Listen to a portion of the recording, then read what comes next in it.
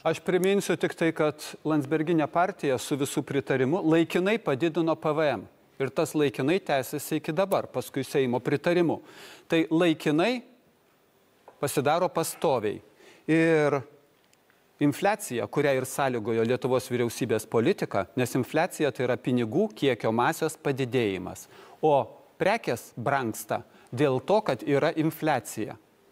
Ir maisto produktų kainų pakilimas, jeigu pasižiūrėsit visoje Europoje, ir infliacijos rodikliai pas mus buvo, mes pirmaujantis buvom, nes turėjom kažko pirmauti. Infliacija tai yra Lietuvos žmonių santaupų pavogimas. Jūs pavogėt santaupas per savo monetarinę politiką, per savo finansinę politiką iš visų Lietuvos žmonių. O dabar sakote, mes jums pridėsime papildomai kažkiek tai litų prie jūsų pensijos ar prie atlyginimo ir jūs kompensuosite. Netiesa?